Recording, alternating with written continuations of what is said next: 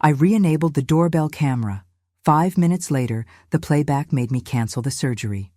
The notification popped up on my phone at 11:47 p.m. on a Tuesday in October, while I was lying in bed scrolling through pre-op instructions for the hysterectomy scheduled in 3 days.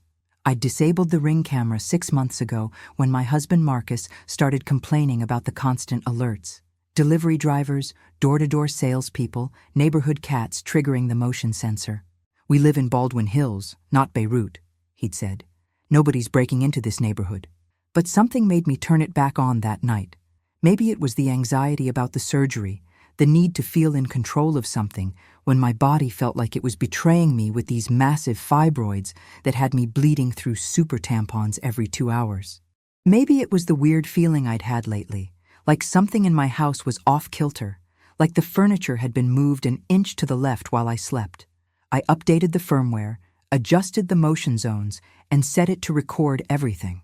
Then I scrolled back through the archive to test the settings. The camera kept 30 days of footage in the cloud.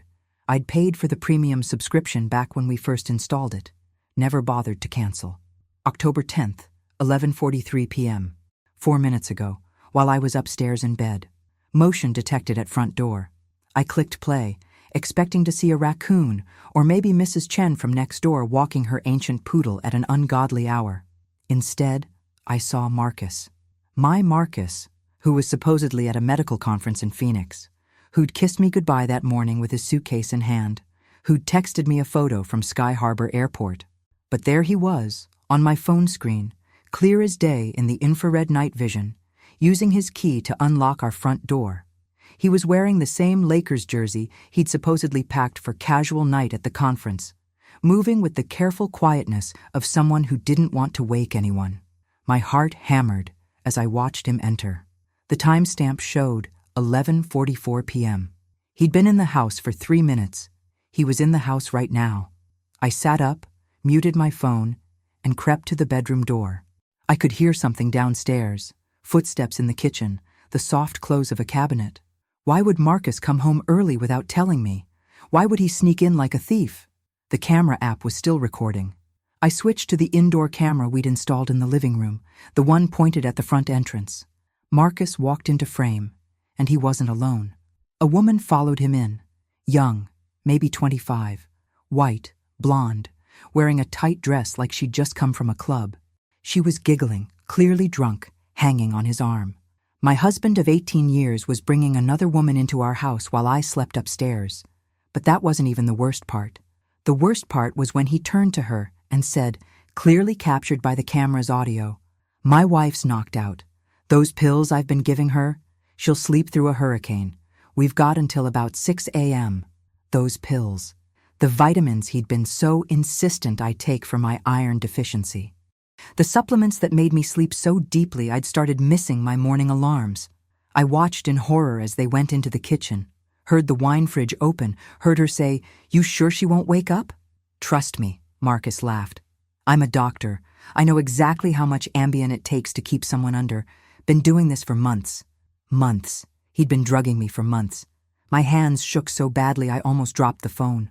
But I kept watching, needed to see everything, needed to understand the depth of this betrayal. They came back into the living room with wine glasses, my wedding crystal, and sat on my couch.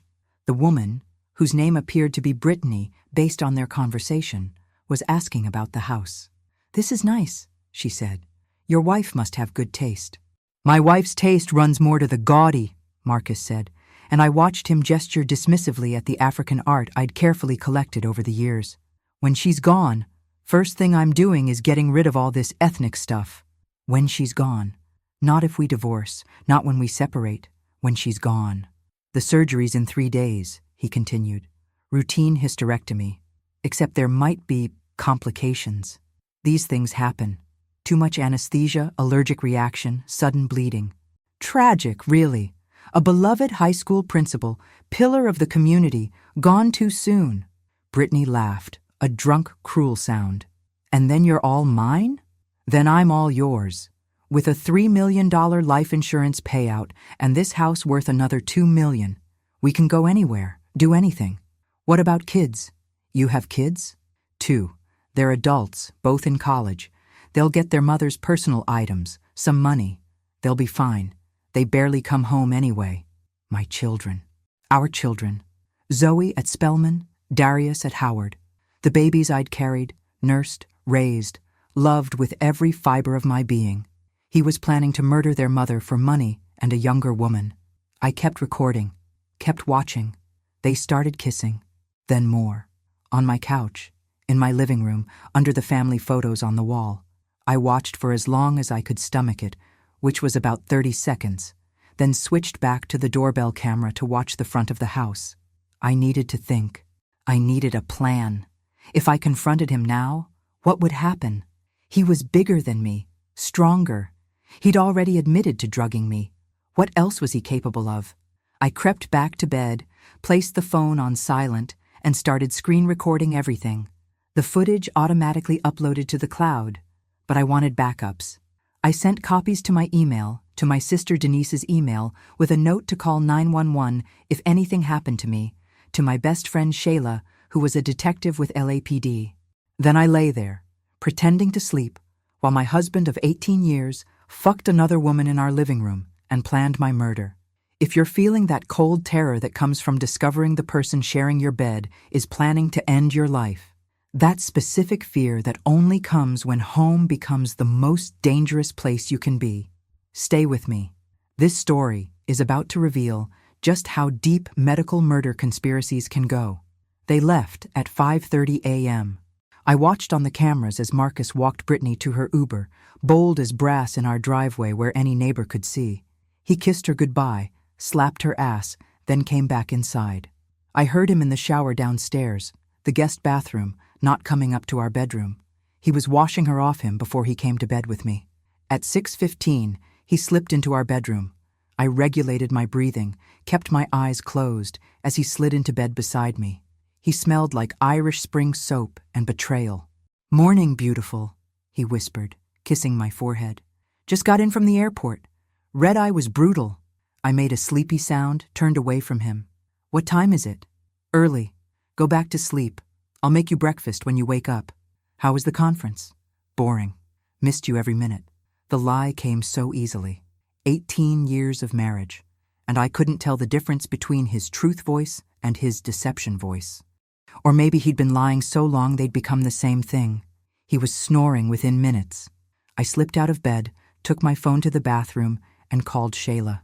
"Girl, it's 6:30 in the morning," she answered. "This better be good. Marcus is planning to kill me during my surgery on Friday." Silence. Then, "I'm on my way. Don't drink anything. Don't eat anything he gives you. Can you get out of the house?" "Not without him knowing." "Then act normal. I'll be there in 20 minutes. I'm bringing backup." I went downstairs, made coffee with shaking hands. The living room showed no sign of last night's activities. He'd cleaned up, even vacuumed. But I knew. The couch would never feel clean again. The house would never feel safe again.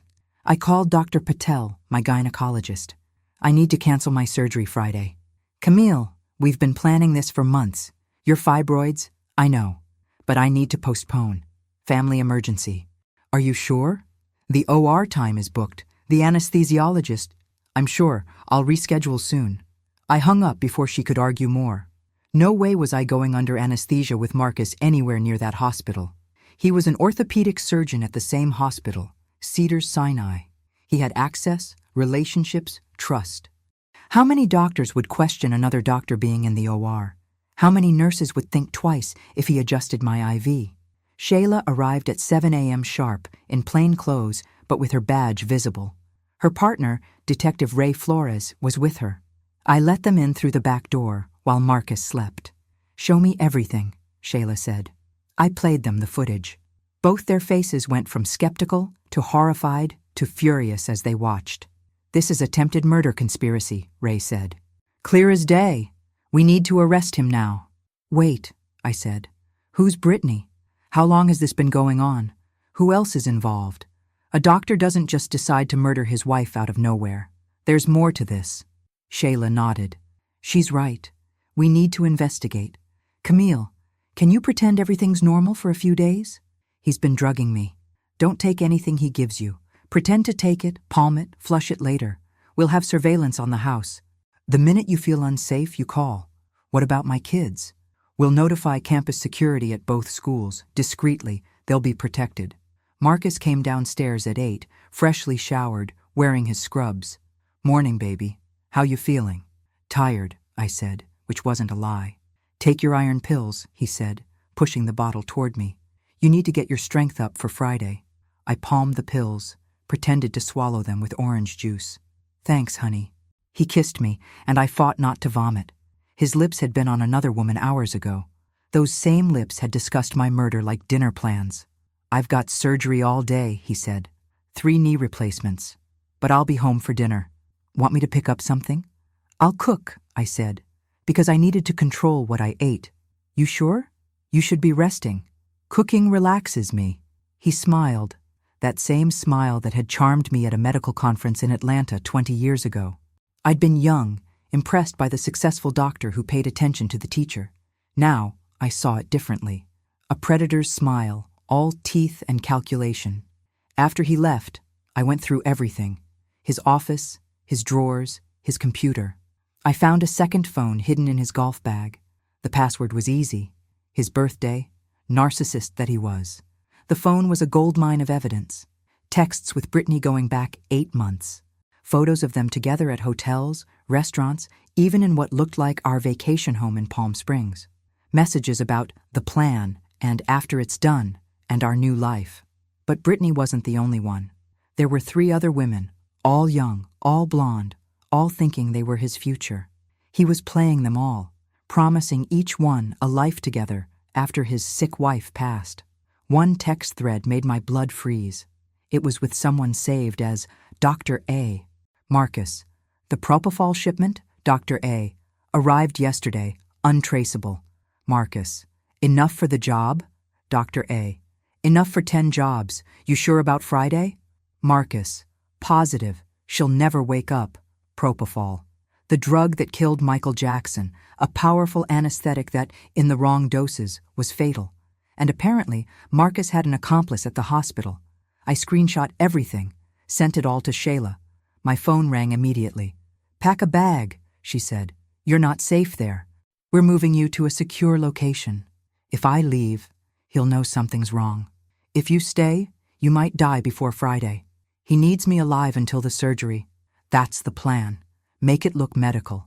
He won't risk killing me at home where he'd be the prime suspect. You're betting your life on that? I'm betting my life on you catching him and whoever Dr. A is before Friday. Camille, I need more evidence. I need to know how deep this goes. Is it just about money? The affairs? Something else? What else could there be? That's when I remembered the safe. Marcus had installed a safe in the basement last year, said it was for important documents. He'd never given me the combination, said it was just boring medical stuff, tax records. But now, I went to the basement, to his workshop that he never used for actual work. The safe was hidden behind a false panel I'd never noticed before. But I knew Marcus, knew his passwords were always variations of the same things. His birthday, our anniversary, his college jersey number. It took 6 tries, but it opened. Inside were documents that made everything else pale in comparison. Medical files, dozens of them. All women, all black, all who had died during routine surgeries at Cedars-Sinai over the past 5 years. And at the bottom of each file, the same signature on the anesthesia report, Dr. Arjun Agarwal, Dr. A. I photographed everything, my hands shaking so badly the images came out blurry at first. 15 women, 15 complications during surgery, 15 life insurance payouts to grieving husbands. Marcus wasn't just planning to kill me. He'd been part of a murder ring operating out of one of the most prestigious hospitals in Los Angeles. I found more. Bank records showing payments from insurance companies, transfers to offshore accounts. A ledger tracking victims, amounts, dates. My name was already penciled in for Friday, with $3.2 million written next to it. There was also a contract of sorts, signed by Marcus, Dr. Agarwal, and 3 other names I didn't recognize. The Brotherhood, they called themselves. Doctors who'd taken an oath to do no harm, instead forming a murder club. I was photographing the last page when I heard the garage door open. Marcus was home. It was only noon. He never came home at noon. I shoved everything back in the safe, spun the lock, and ran upstairs. I made it to the kitchen just as he walked in. "Hey," I said, trying to sound normal despite my racing heart. "You're home early. Surgery got canceled. Patient has the flu." He looked at me strangely. "You okay? You look flushed." "Just did some yoga, trying to stay limber for recovery." "Good idea. Hey, I was thinking we should update your life insurance before the surgery, just in case. It's already $3 million. That's plenty. But with the house value going up, the kids' education costs, maybe we should bump it to 5. The greed. The absolute greed of this man. "Sure, honey. Whatever you think is best." He smiled, came over and hugged me. I stood there in his arms, the arms that had held me through miscarriages and labor, through my father's death and my mother's cancer, and wondered how long he'd been a monster. Was it always there, hidden? Or did it grow over time, fed by opportunity and avarice? "I love you," he said into my hair. "I love you too," I lied. That afternoon, while Marcus napped, the exhaustion of planning murder apparently, Shayla called.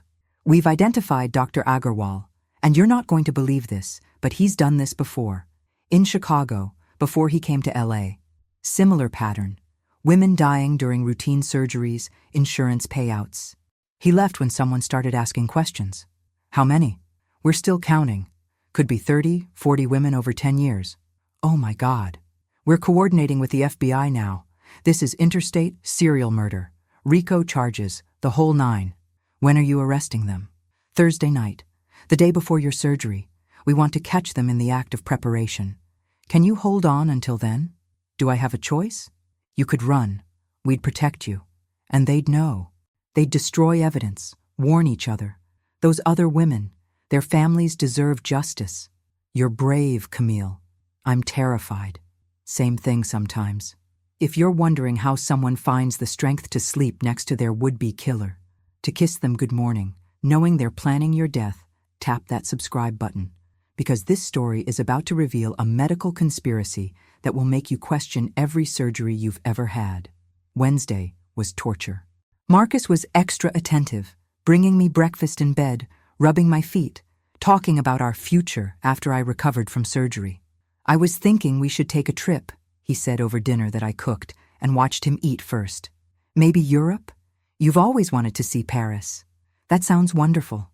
We could renew our vows. 20 years is coming up. 20 years. He wasn't planning for me to see 19. "I'd love that," I said, and excused myself to throw up. That night, he tried to initiate sex. The thought of him touching me made my skin crawl, but saying no might make him suspicious.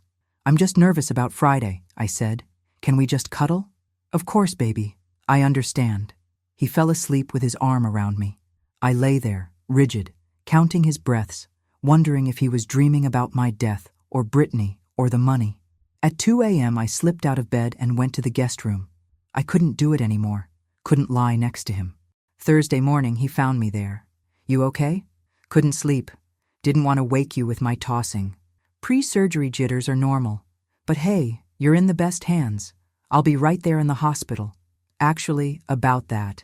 I think I want to do this alone." His face changed. "What?" I need to face this myself. It's a woman thing, you know? The hysterectomy, it's so personal. I'd rather you weren't there." "That's ridiculous. I'm your husband." "I'm a doctor at that hospital. Please, Marcus. For me?" I could see him calculating. If he pushed too hard, it would seem suspicious. But he needed to be there to ensure the murder went as planned. "We'll talk about it later," he said finally. "I've got to get to work." After he left, I called Zoe at Spelman. "Mom, why are you calling so early?" "I just wanted to hear your voice, tell you I love you." "Mom, you're scaring me. Is this about the surgery?" "Everything's fine." "I just love you so much, baby girl." "I love you too. Should I come home?" "No. Stay at school. Focus on your studies." "Mom, I'm fine. I promise. Just emotional." I called Darius next, had a similar conversation. My babies, my brilliant, beautiful children who had no idea their father was a monster. How would I tell them? How would they survive this truth? The day crawled by.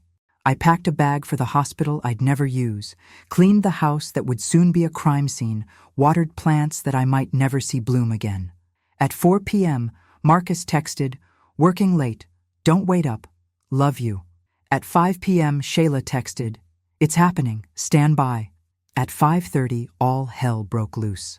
I watched from the window as FBI agents, LAPD, and what looked like a SWAT team surrounded our house. They'd been watching all day, hidden, waiting. Now they moved in like an orchestrated dance. The front door burst open.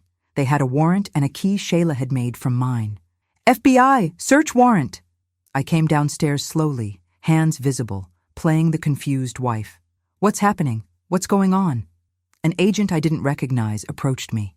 "Mrs. Lawson, we have a warrant to search these premises and arrest your husband for conspiracy to commit murder." "Murder? There must be some mistake." "No mistake, ma'am. We need you to come with us for your safety." They put me in a protective custody vehicle, drove me to a hotel in Manhattan Beach. Shayla met me there. "We got them," she said. "Marcus, Agarwal, and 3 others. They were at the hospital, preparing the propofol. We have them on tape discussing your murder." "The other women?" "We're exhuming bodies, reviewing all suspicious deaths. This is going to be the biggest medical murder case in U.S. history." I sat on the hotel bed, numb. "How long?" "How long what?" "How long has he been killing people?" "We think about 7 years, maybe longer." 7 years. We'd been married 11 years when it started. What changed? What turned my husband from a healer to a killer? The answer came during interrogation. Marcus broke almost immediately. The coward. Turned on everyone to try to save himself. The story he told was worse than I imagined. It started with one murder. An accident, really. He'd given too much anesthesia to a patient whose husband was a friend. She died, and the friend confided that he was relieved. The marriage had been failing, and now he had insurance money. That planted the seed. Marcus approached Agarwal, who he'd noticed had a gambling problem. They did their first intentional murder 6 months later. Then another. Then another. It became addictive. The money, the power, the God complex of deciding who lived and died. They recruited others, a nurse, an administrator who could falsify records, another surgeon. They targeted women whose husbands had money troubles or mistresses. Sometimes the husbands were in on it. Sometimes they were just lucky beneficiaries who didn't ask questions. "What about me?" I asked the FBI agent who was debriefing me. "When did he decide to kill me?" According to his statement, about 8 months ago, when he met Brittany. He fell in love, wanted a new life. You were just in the way. Just in the way. 18 years, 2 children, a life built together, and I was just in the way. The trial was a media circus. The angels of death, they called them. Doctors who'd violated everything sacred about medicine. The story went national, international. Every major news outlet wanted interviews. I said no to all of them, but I did testify. For 3 days, I sat in that witness box and told the truth about my marriage, my near murder, my discovery of the conspiracy. I played the doorbell camera footage for the jury, watched them recoil in horror. Marcus tried to catch my eye several times. I never looked at him directly, only at the space just past his ear. He wasn't worth my gaze. Brittany testified too, claimed she didn't know about the murder plot. But text messages proved otherwise. She got 5 years for conspiracy. Dr. Agarwal got life without parole. They linked him to 43 murders across 3 states. Marcus got 40 to life. He'll be eligible for parole when he's 85. He'll die in prison. The day of sentencing, he asked to address me directly. The judge allowed it. "Camille," he said, "I'm sorry. I lost my way. The money, the excitement, it became like a drug. But I want you to know, in the beginning, I did love you." "In the beginning?" I stood up, my voice stronger than I felt. "In the beginning, you took an oath to do no harm. In the beginning, I trusted you with my life. In the beginning doesn't matter when the end is murder." The judge, a black woman who looked like she'd seen too much, nodded approvingly. "Mr. Lawson," she said, "you didn't just betray your wife. You betrayed every patient who trusted you, every family who believed their loved ones were in safe hands. You turned hospitals into killing fields and operating rooms into execution chambers." I've been on this bench for 20 years, and I've never seen evil quite like yours. Evil dressed in a white coat, evil with a medical degree, evil that smiled while planning murder. The financial aftermath was almost as devastating as the emotional. The house had to be sold. I couldn't live there. Couldn't walk past the couch where he'd brought Brittany. Couldn't sleep in the bed where he'd drugged me. The vacation home, the cars, the investment accounts, all frozen, then liquidated to pay for lawyers and eventually distributed to the victims' families. I kept enough to start over, moved to a small apartment in Leimert Park. The kids took it hard. Zoe deferred a semester, came home to take care of me even though I insisted I was fine. Darius changed his major from pre-med to engineering. I can't, he said. I can't be in hospitals anymore. The doorbell camera footage became evidence in multiple trials. That split-second decision to re-enable it had saved my life and exposed a murder ring. Ring, the company, actually sent me a letter thanking me for demonstrating the life-saving potential of home security technology. They offered me a lifetime supply of free equipment. I declined. I couldn't look at a doorbell camera without remembering that night. My health suffered. The stress triggered autoimmune issues, my body attacking itself, the therapist said, mirroring the betrayal I'd experienced. The fibroids that were supposed to be removed grew worse. I eventually had the hysterectomy, but at a different hospital, with a female surgeon, with Denise holding my hand the entire time. "You're safe," she kept saying as they put me under. "You're safe." I woke up sobbing, not from pain, but from relief. I'd survived surgery. I'd survived Marcus. I'd survived. 6 months after the trial, I got a call from a woman named Sandra Patterson. Her sister had died during gallbladder surgery 5 years ago at Cedars. Dr. Agarwal had been the anesthesiologist. "I always knew something was wrong," she said. "She was healthy, young, but nobody would listen. Thank you for exposing them." We met for coffee, then dinner. Then we started a support group for families affected by medical murder. We called it First Do No Harm. Within a year, we had chapters in 12 cities. Turns out Marcus and his brotherhood weren't unique. Medical serial killers are more common than anyone wants to admit. I started speaking at medical schools, telling my story to young doctors. "The person next to you could be a future killer," I'd say. "Watch for the signs. Report suspicious deaths. Don't let collegiality override conscience." One day, a young resident approached me after a talk. "My attending has been acting strange," she said. 3 patients have died on his watch in 2 months, all similar demographics, all insured. We reported it. Sure enough, another killer, inspired by the news coverage of Marcus's case. He was arrested before he could kill again. "You're a hero," Shayla told me. "I'm not a hero. I'm just someone who turned on a camera at the right time." That's what heroes do. The right thing at the right time. 3 years have passed now.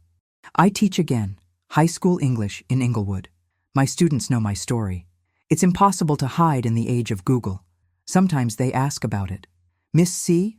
One student, Jalen, asked, "How do you trust anyone after that?" "Carefully," I said. "But I do trust. Because the alternative is living in fear, and that's just another kind of death. Would you get married again? Maybe, if the right person came along. Someone who understood that trust is earned in small moments, daily choices, consistent truth. That's deep, miss. That's life, Jalen." Zoe graduated summa cum laude, went to law school at Yale. She's specializing in healthcare law, specifically patient protection. "Someone needs to watch the watchers," she says. Darius finished his engineering degree, works for a company that designs medical equipment. "I want to make devices that can't be used to kill," he told me. Fail-safes, automatic alerts, redundancies, technology that protects patients from their doctors. They both have therapy, probably will for years. Finding out your father is a serial killer isn't something you just get over. But they're strong, like their mama. They'll survive. Marcus writes letters from prison. I don't open them, just mark them, return to sender. Brittany got out after 3 years, wrote a book about being seduced by a killer. I didn't read it, but I heard she portrayed herself as a victim. Some people never learn accountability. The house in Baldwin Hills sold to a young couple who didn't know its history. I drove by once, saw children's toys in the yard, flowers in the garden I'd abandoned. Life goes on, even in places where death was planned. I'm 52 now, living alone for the first time in my adult life. It's peaceful. I cook what I want, sleep when I want, watch whatever I want on TV. No one drugs my food or plans my murder over breakfast. But sometimes, usually at night, I remember the good times with Marcus, before he became a monster, or maybe before I knew he was one. The birth of our children, family vacations, quiet Sunday mornings. Were those moments real? Was any of it real? Or was I always just a future victim, a problem to be solved, a life insurance policy waiting to be cashed? My therapist says it doesn't matter if it was real for him. It was real for me. My love, my trust, my family, those were real. His betrayal doesn't retroactively erase my truth. I'm dating now cautiously. A man named William, a retired firefighter who lost his wife to cancer. He knows my story, everyone does. On our first date, he said, "I save lives, not take them. That's all I can promise, but I promise it completely. We take it slow, very slow. I Google him regularly, check public records, verify everything he tells me. He understands, doesn't take it personally. Trust, but verify," he says. Reagan had it right, even if he was wrong about everything else. He makes me laugh, which I didn't think I'd do again. If you're still with me on this journey, still processing how someone could share a bed, a life, children with someone, and not know they were planning murder, stay tuned, because the aftermath of discovering you married a serial killer never really ends. Last month, I got a call from Netflix. They want to make a documentary about the case. The Good Doctor, they want to call it. Ironic since Marcus was anything but. "We'll pay you," the producer said. "Enough to be comfortable. And exploit those women's deaths for entertainment? Or honor their memories by exposing how they died?" I thought about it. The families could use the money. Many were left with nothing after their breadwinners died. The publicity might expose other medical killers. I'll participate if the victims' families agree and if they get paid equally. That's unusual. So is surviving a murder plot by your husband. They agreed. We're filming now, revisiting the horror for a purpose. The hardest part was going back to the house with the film crew, standing in the living room where Marcus brought Brittany, sitting on the new couch where the old one had been. "How does it feel being back here?" the director asked. "Like visiting a grave," I said. "The life I had here is dead. Do you miss it?" "I miss the illusion of it. The safety I thought I had. The love I thought was real. But missing something that never existed is just another form of grief." During filming, we discovered something new. A nurse at Cedars came forward, admitted she'd suspected something, but was too scared to report it. "Doctors are gods in hospitals," she said. "You don't question gods. But you knew women were dying unnecessarily?" I suspected, but suspicion isn't proof, and whistleblowers don't last long in medicine. She was right. The few who had raised concerns had been fired, blacklisted, destroyed professionally. The Brotherhood had power beyond just murder. They controlled careers, lives, futures. That's changing now. New laws, named after some of the victims, require automatic reviews of surgical deaths. The Lawson Protocol, they call it, though I wish they'd named it after the women who died, not the man who killed them. The doorbell camera company hired me as a consultant, helping design features that could detect domestic dangers.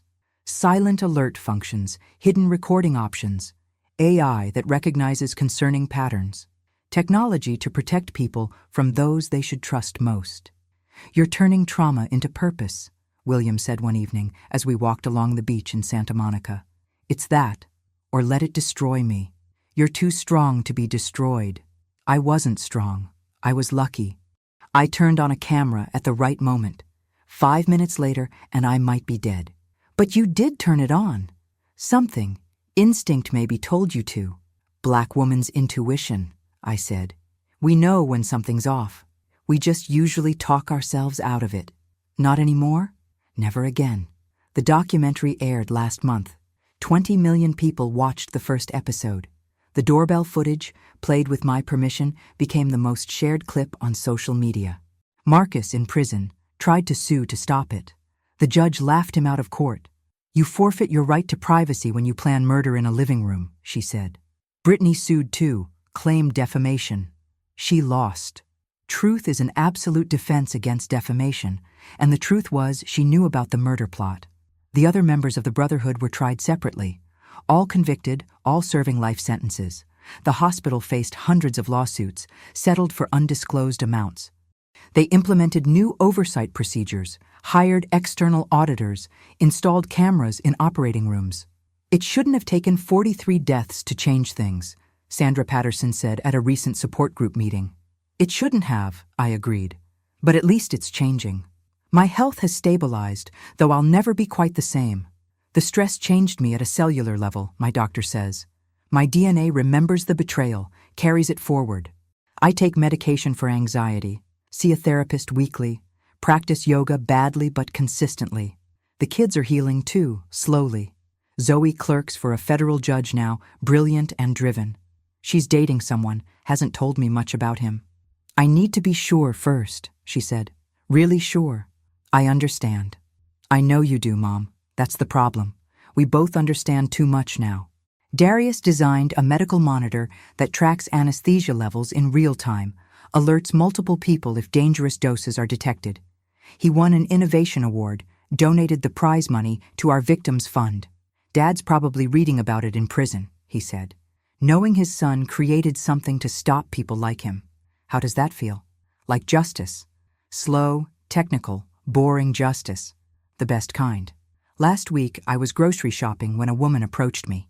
She was older, white, expensively dressed. "You're Camille Lawson," she said. Not a question. "Yes, my husband was one of them, one of the Brotherhood. I didn't know." I looked at her more carefully. Martha Henley. Her husband Robert had been the administrator who falsified records. "I believe you," I said. "I lost everything. My home, my friends, my reputation. Everyone thinks I must have known. But you didn't. How can you be sure?" "Because I didn't know about Marcus. And I shared his bed for 18 years. She started crying, right there by the organic bananas. I hugged her, this stranger whose life had been destroyed by the same conspiracy that almost killed me. "It gets easier," I lied. "Time helps." "Does it?" "No, but you learn to carry it, like a scar that aches when it rains." We exchange numbers now, text occasionally. Two women on opposite sides of the same horror, finding strange solidarity in survival. The doorbell camera still sits in a box in my closet. I can't install it in my new place, can't look at it without remembering. But I can't throw it away either. It saved my life. That $30 piece of technology did what 18 years of marriage couldn't, showed me the truth. Sometimes I dream about that night. In the dreams, I don't turn on the camera. I take the pills Marcus gives me, fall into drugged sleep, never wake up. He collects the insurance, marries Brittany, lives happily ever after on my death. I wake from those dreams gasping, check the locks, check the date, remind myself I survived. "You're safe," I tell myself. William's arms around me. "You're alive. You won." But did I win? My husband was a serial killer. My marriage was a long con. My children's father is a monster. What victory is there in that? The victory, my therapist says, is in the surviving itself, in the rebuilding, in the warning others. In the laws changed and lives saved because I turned on a camera one October night. 23 women have contacted me saying my story made them look closer at their own situations, made them trust their instincts, made them leave dangerous relationships. 3 discovered their partners were planning to harm them. "You saved my life," one wrote. "You saved your own life," I replied. "I just showed you it needed saving." That's all any of us can do. Share our stories, shine lights in dark corners, hope someone sees the warning signs we missed. Marcus has 13 more years before his first parole hearing. I'll be there, with the families of his victims, to make sure he never walks free. Some people deserve cages. Some people are too dangerous for second chances. Brittany, out on parole, tried to contact me last month. Wanted to apologize, explain her side, find closure. I blocked her number. Some stories don't need epilogues. Some people don't deserve forgiveness. But every morning, I wake up grateful. Grateful for instincts that made me turn on that camera. Grateful for technology that captured truth. Grateful for friends who believed me immediately. Grateful for law enforcement that acted swiftly. Grateful to be alive when I was supposed to be dead. The surgery I canceled? I had it last year, on my terms, with doctors I chose, with advocates in the room. The fibroids are gone. The fear remains, but manageable now, contained. How do you trust doctors after what happened? People ask. The same way I trust anyone, I say. Carefully, with verification, with backup plans. I've become the woman who reads every consent form, researches every doctor, brings witnesses to appointments. Paranoid? Maybe. Alive? Definitely. The house in Baldwin Hills was demolished last month. The new owners decided to start fresh, build something new. I drove by as the wrecking ball took down the walls where my children learned to walk, the kitchen where I cooked 10,000 meals, the bedroom where I thought I was safe. It felt like watching my old self die. The naive woman who trusted completely, loved blindly, never questioned why her successful doctor husband was so insistent about life insurance. That woman is gone. In her place stands someone harder, warier, but also stronger. Someone who knows that homes can be crime scenes, husbands can be killers, and doorbell cameras can be lifesavers. Someone who survived. William wants us to move in together. I'm considering it, but slowly. I've run background checks, verified his employment history, met his entire family. His ex-wife, who I tracked down and called, laughed when I explained why. Honey, William's biggest crime is leaving the toilet seat up and eating all the good cereal. But I understand why you need to check. After what you've been through, I'd investigate everyone down to the mailman. Thank you for understanding. Women need to look out for each other, even ex-wives and current girlfriends. She was right. Women do need to look out for each other. That's why I keep speaking, keep warning, keep showing that doorbell footage to anyone who needs to see that monsters can smile, killers can kiss you goodnight, and the person you trust most might be planning your funeral. The documentary won an Emmy. I didn't attend the ceremony, but I watched from home as the director dedicated it to the 43 women who died and the one who didn't. The one who didn't. That's me. The woman who re-enabled a doorbell camera on a random Tuesday night and discovered her husband was planning her murder for Friday. The woman who pretended to sleep next to her killer for 2 more nights. The woman who survived what 43 others didn't. I think about those women often. Who they were, what they dreamed, who they left behind. We have a memorial wall at our support group meetings. Photos, names, stories. They weren't statistics. They were mothers, daughters, sisters, friends. They were murdered by men who took oaths to heal. Dr. Agarwal, in a prison interview, said something that chills me. It was easier than you think. Hospitals are designed for trust. Nobody questions a doctor adjusting medication. Nobody suspects a colleague of murder. We could have gone on forever if not for that camera. That camera. My $30 savior. My digital guardian angel. I've been asked to write a book about the experience. Publishers offer big advances, promise bestseller status. But how do you write about discovering your husband is a serial killer? How do you explain 18 years of missing every sign? How do you describe the moment you realize the father of your children sees you as a $3 million insurance policy? Maybe someday I'll find the words. For now, I teach, I speak, I warn, I survive. And every night before bed, I check the locks, check the cameras, check the date on my phone to remind myself I'm alive on a day Marcus planned for me to be dead. Then I close my eyes and dream of a world where husbands don't kill wives, where doctors honor their oaths, where doorbell cameras are just for catching package thieves. A world that doesn't exist, but that we keep fighting to create. One survivor at a time. One story at a time. One camera click at a time. That's my story. That's how a doorbell camera saved my life and exposed a medical murder ring. That's how I discovered the man I loved was a monster, and how I survived both the discovery and him. If you've stayed with me through this entire journey, through the horror of discovery and the long road of recovery, then you understand that sometimes salvation comes from the smallest actions. Enabling a camera, trusting your instincts, refusing to take one more pill from hands that were planning to make it your last.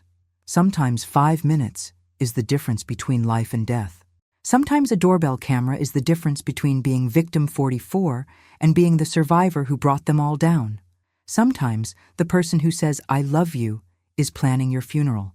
And sometimes, against all odds, you survive it all and live to warn others. That's what I do now. I survive, and I warn, and I watch. Always watching, always recording, always ready. Because you never know when the monster might be sleeping right beside you, planning your death between kisses, calculating your worth in insurance money while whispering sweet dreams. You never know. But now, maybe, you'll watch a little closer. Maybe you'll trust that instinct that says something's wrong. Maybe you'll turn on that camera. Maybe you'll survive too.